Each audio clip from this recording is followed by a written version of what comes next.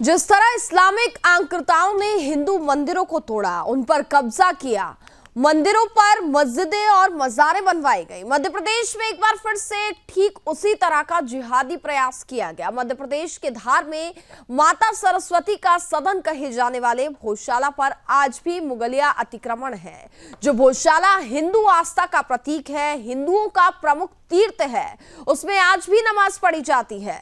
Islamic कट्टरपंथियों ने धार में एक और भोजशाला बनाने का प्रयास किया। मुगल आक्रांताओं से हिंदुओं की रक्षा करने वाले अमर बलिदानी हिंदू योद्धा कोदर सिंह बाबा बंदी छोड़ की समाधि पर रात के अंधेरे में इस्लामिक चरमपंथियों ने आक्रमण किया और नमाज पढ़ी। सुदर्शन न्यूज के प्रधान संपादक श्री सुरेश चौहान के जी बाबा बंदी छोड़ की समाधि को बचाने के लिए धार पहुंचे। सुरेश चौहान के जी ने धार के हिंदुओं के आक्रोश को अपने शब्द देते हुए हुंकार भी भरी कि बाबा की समाधि का मजालीकरण नहीं होने दिया जाएगा।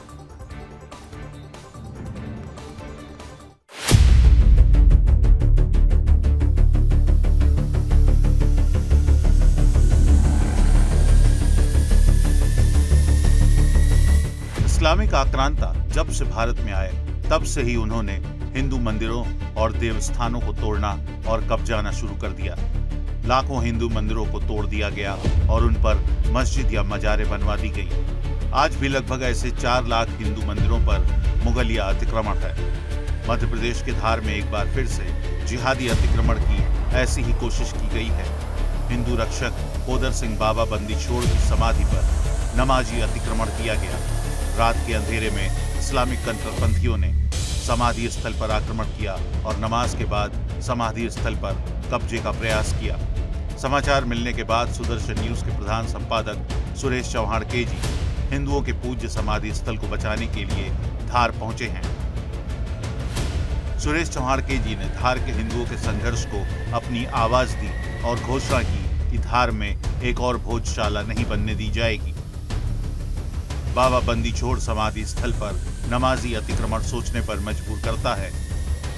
बाबा बंदी छोड़ समाधि स्थल पर नमाजी अतिक्रमण सोचने पर मजबूर करता है कि आज भी देश में औरंगजेब, बाबर और खिलजी की औलादें मौजूद हैं। आज भी देश में उस गजनी की औलादें मौजूद हैं जिसने हिंदू मंदिरों को तोड़ा था। यहाँ ये जान लेना जरूरी है कि बाबा बंदी छोड़ का पूरा नाम कोदर सिंह जी चौहान था, जो एक वीर योद्धा थे जिन्होंने 900 हिंदुओं की जान बचाई और बर्बर मुगल आक्रांता से लड़ते हुए वीरगति को प्राप्त हुए। उनके बारे में कहा जाता है कि मुगलों ने पीठ पर वार करते हुए उनकी गर्दन काट दी। बाबा कोदर सिंह की गर्दन जमीन पर गिर गई, फिर भी 1 किलोमीटर तक वो अपनी तलवार से दुश्मनों को काटते हुए बिना गर्दन के ही लड़ते रहे और वीरगति को प्राप्त हुए। जहाँ कोदर सिंह जी की गर्दन गिरी, वहीं पर उनकी समाधि है। फिलहाल जागरूक हिंदुओं ने मजार को इस्लामिक अतिक्रमण से बचाया।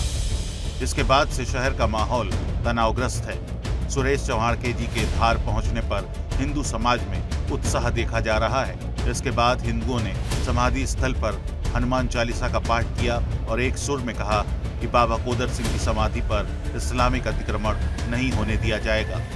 Bureau report, Sudarshan news.